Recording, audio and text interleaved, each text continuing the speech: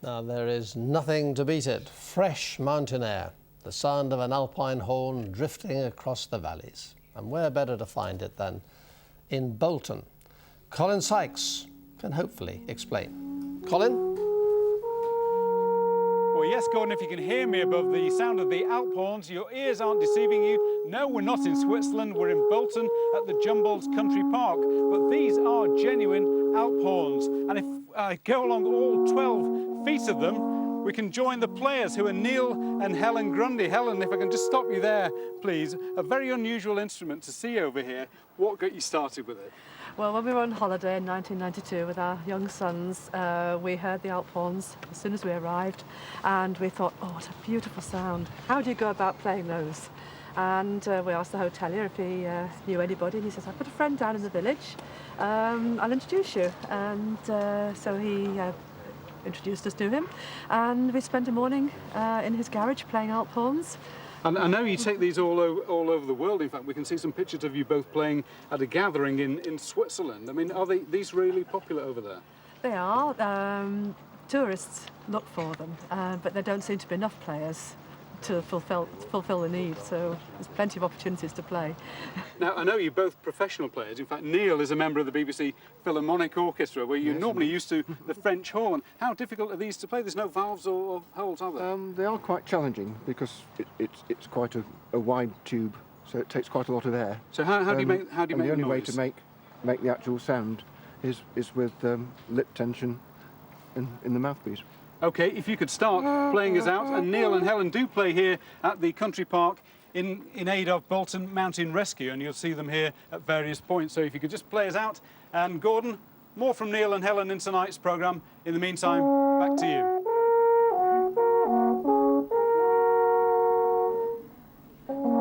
Yeah, it's a great sound. I wonder if they'll bring one into the studio this evening and whether it would fit it. Now, here is the weather from Heather. Alpine air, perhaps? No, not alpine air. Very, very different to alpine air, Gordon. Today, well, I tell you, it's going to be a wet afternoon, particularly for some of us. We've got 4 hours or so. All right, Sue, thanks very much. And a reminder of tonight's main news. After more than a decade evading justice, Radovan Karadzic has appeared in court in The Hague, charged with genocide and crimes against humanity.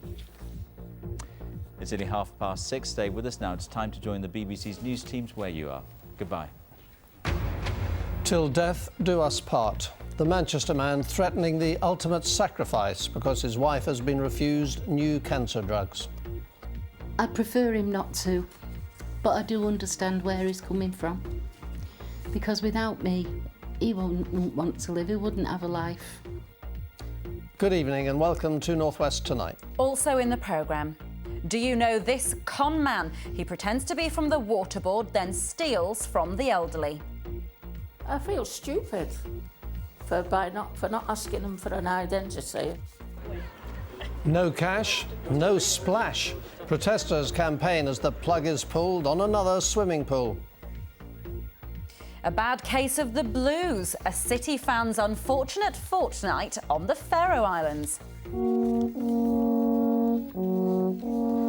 And from the peaks to the park, the Alpine instrument making music in Bolton.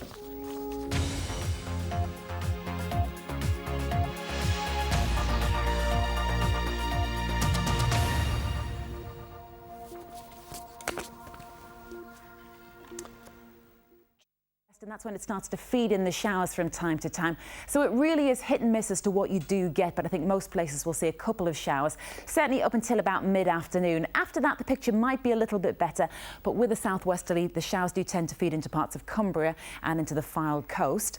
In terms of your temperatures, yes, a little bit cooler and yes, a little bit fresher, but still pretty good temperatures really for the time of year. I think in the best spots of sunshine in the afternoon, 21 degrees, which is 70. And the outlook for the next couple of days is pretty mixed through the weekend, but I think 20 is fairly bearable. Gordon. Okay, Diane, thank you very much indeed. Now, picture the scene. A crystal clear lake framed by a mountain backdrop. In the distance, I can just hear it now, yes, the sound of an Alp horn. Are you getting the picture? I am. And as you walk closer, you see two figures in felt hats and traditional costume playing what look like giant pipes. So, you must be in Switzerland, perhaps. Or maybe Austria? Maybe Austria. No. Welcome to Bolton. Colin Sykes explains. Neil and Helen Grundy aren't Swiss. They're not even big William Tell fans, but they do like the Alphorn. In fact, they like it so much, you'll often see them outdoors around Bolton, recreating a little alpine magic. Being outdoors makes a great difference. Practising at home, something we have to do as players, keep your lip in. It isn't nearly as much fun as being outside. Jumbles Country Park is a favourite venue where they're regulars with the tea room crowd. They're both professional musicians. Neil plays French horn with the BBC Philharmonic, but the Alphorn is a little different. Well, as you might have gathered, the Alphorn isn't exactly the most portable of instruments. They're 12 feet long, made out of pine, but fortunately they come in 3 sections. But the really difficult thing is there are no valves and no holes, so they're quite a tricky instrument to play. It's played with a mouthpiece, much the same as a trumpet, trombone or French horn as I play in the orchestra. And you just make the notes by vibrating your lip in the mouthpiece. The Grundys have been to Switzerland, where they find more players than there are in Bolton. They play for fun, collecting appropriately for Bolton Mountain Rescue. For some of their audience back home, this is definitely a first. I've never seen them close up like that. Well, they're pretty impressive, aren't they? It seemed a bit ethereal, you know, out of this world sort of thing. Looking over there and the lake and everything, yes, it's very reminiscent of the Alps area, I think. You could almost be in Switzerland. Well, if you put your imagination to good use, yes, you could imagine being in Switzerland, yes. Colin Sykes, North West Tonight. Right, and as we promised, there we are, Neil and Helen Grundy here. They've brought their alpine horns into the studio. Thank you for that. You know what you can't pick up on the telly is how beautiful these instruments are. Aren't they lovely to look at? Gorgeous, beautifully made, aren't they? Yes. Very impressive. Just explain the instrument, what it's made from and how it makes the noise.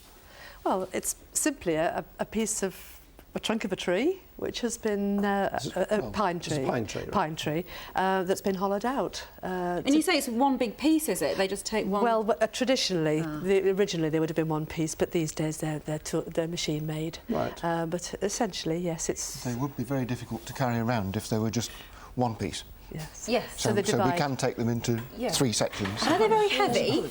Not particularly when they're when they're in the bags, because they're balanced. But You were talking about them on can I BBC just Radio see how Manchester heavy? this morning. You were saying were. quite often dogs have a strange reaction. They seem quite interested. Why do you think that is? I think it's the vibrations on the ground, because they come and put their heads to the ground and they put their ear on one side and then they're to the other side, and sometimes they'll jiggle about as well while we're playing. We have been almost reduced to fits of giggles when dogs have been putting their heads to the ground while we've played.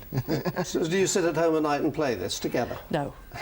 Very rarely. The neighbours wouldn't particularly like it. It's very melodic, though. It's beautiful to Can you hear. play us out? Yes, We've only got a few seconds, so off you go. Okay.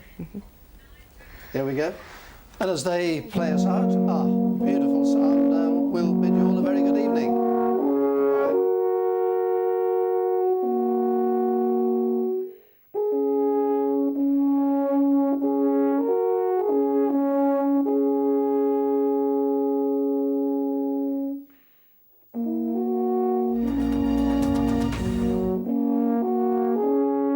Including one of the stars of Dad's Army. Don't tell him your name, Pike.